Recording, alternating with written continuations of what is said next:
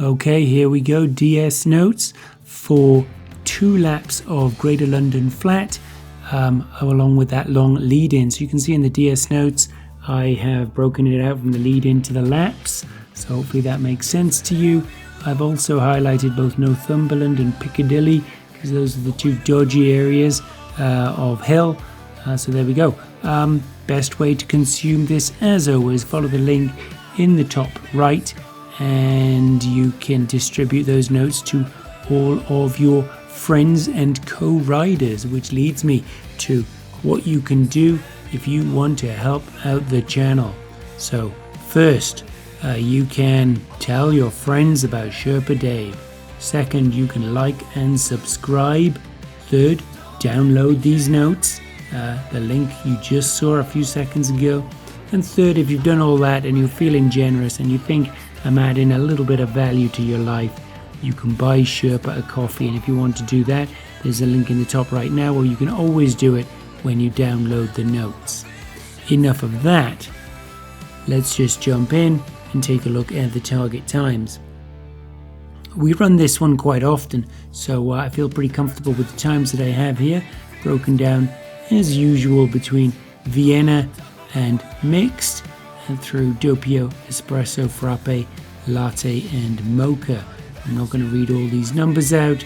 I'm just going to leave you with them for a few seconds before we jump right into the ride itself.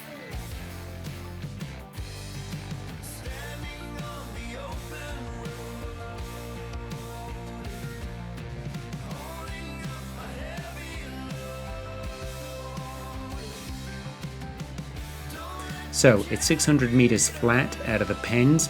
That gives you plenty of time to get into your order. So let's see you have a nice fast start when your delay time is up.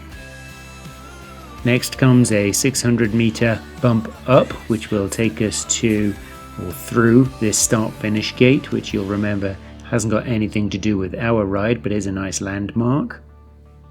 This just averages 2%. It gets a little above that, but by now you should be in formation and just driving as fast as you can, maintaining a decent extended blob or even a pace line as you go through.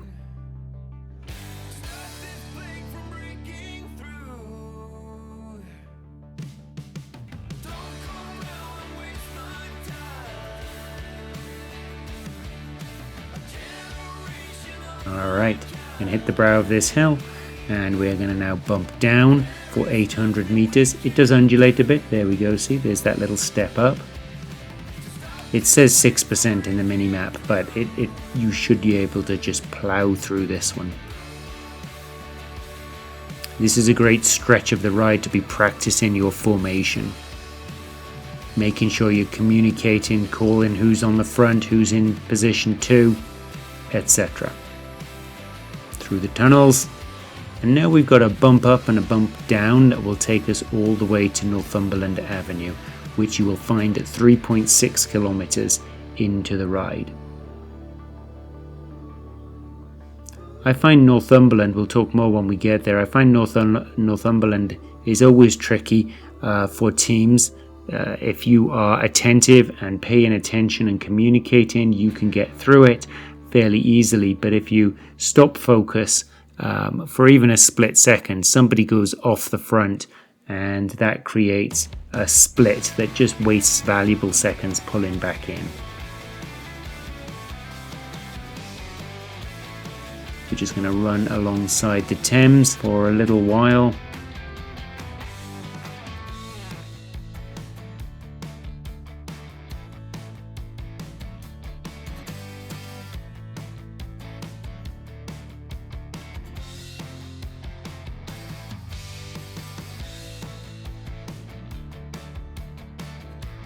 Alright, Northumberland is after this next bridge here, and you can see it on the mini-map with that sharp right-hand turn.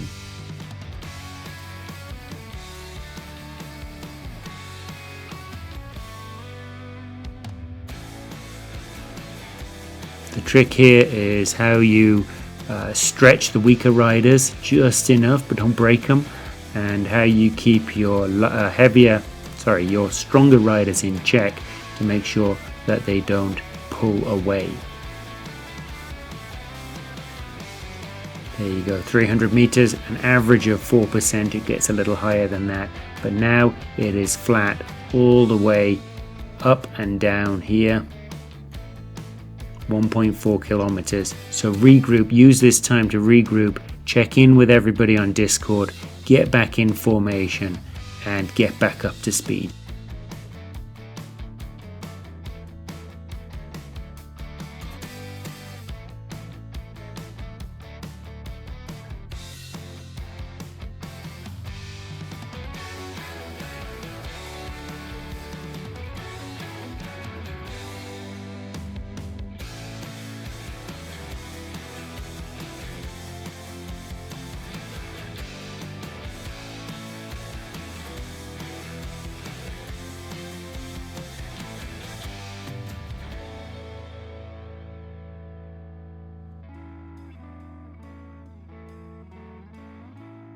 Just after we go through the arch, we will hit a slight descent, just minus 2% I think, but that'll allow you to pick up speed without having to put in more effort.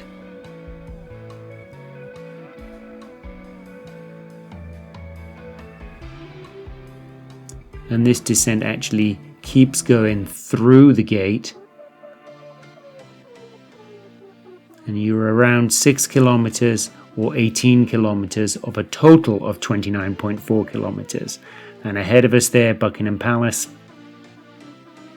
Those of you that live in London know that, wonder why I'm saying that.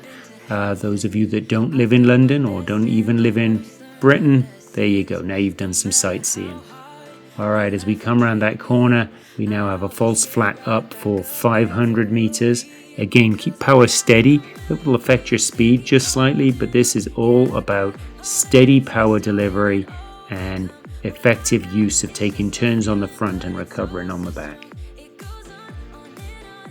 We'll hit this bend and then we get the reverse, a false flat down for 500 meters.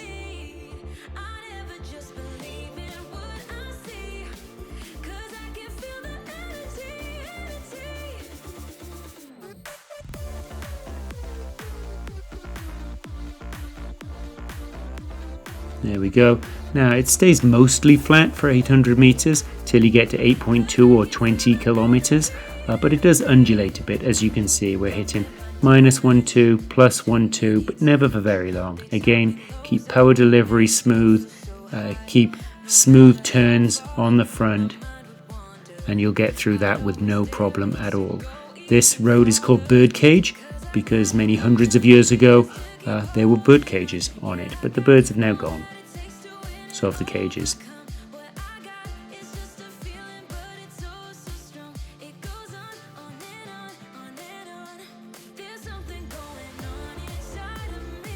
Slight step up again, power delivery, and now it's flat for 5 kilometers to 13.4 or 25.1 kilometers. There's Big Ben and the Houses of Parliament ahead of us. My cousin used to work there. Not sure if that's relevant, but good to know.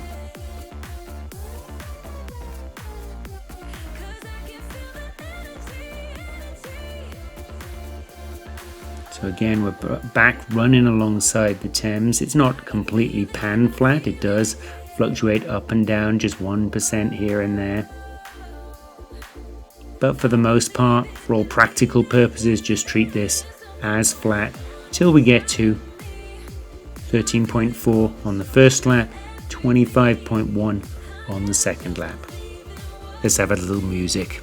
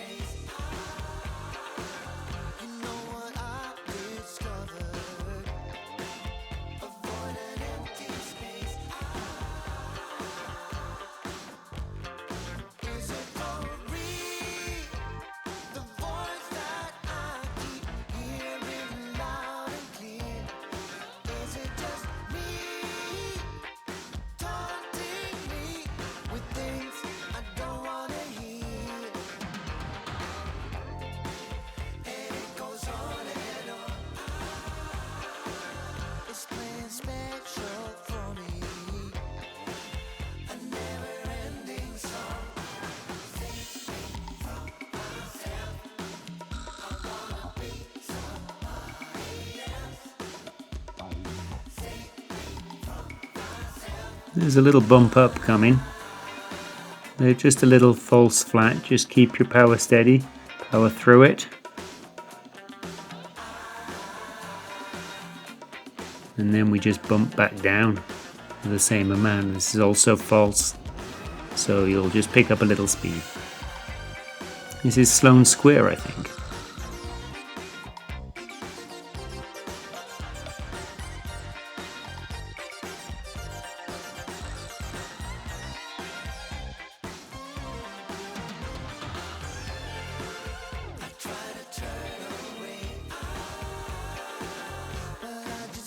Alright, back on that little flat, just for a short while, till we hit 13.4 kilometers first lap, 25.1 second lap, and then we just step up a bit, 400 meters at 1.5 to 2%.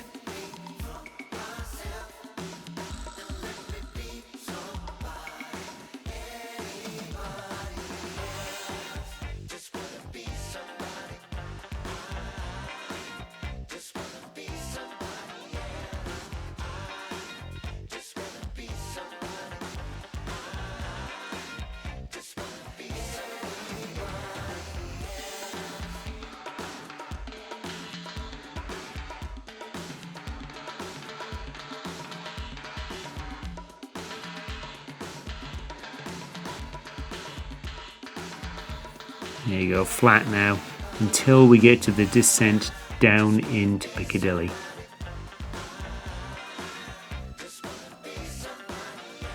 There we go, we're on that descent now, so it starts -1, I don't think it gets above -2 or 3, but you'll be able to pick up some speed here to carry you through to the start of that Piccadilly climb. Now this is not steep by any stretch of the imagination, but when you're going at the kind of pace that you should be going at, and this route, it will wear on the weaker riders. So you can see it hits -4 there, not for long, just stretches out. And then we're going to have a very gentle or very short flat.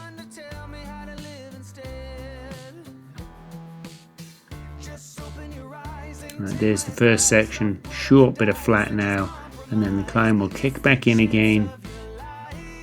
And you can see where it ends on the mini-map. It's where the road takes a sharp turn. That's actually the end of this little climb. Just be aware that your weaker riders, particularly on the second lap, will be pushing really hard to get up here at pace. So first lap, you probably want to give them some time to recover as you're coming down here. There we go, make the turn now. Second lap though, you might want to make a clever decision about who's going to be able to help you for the remaining couple of kilometers and who isn't. So on lap 2, if people are gasping after that climb and you've got 4 people who are still fresh, then just put the pedal down and go for it. Either way, back in formation.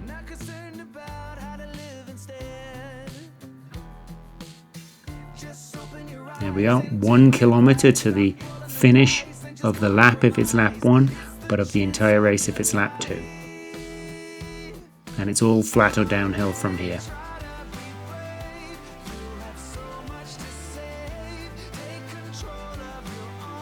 round the corner. You should recognize this. Been here once before.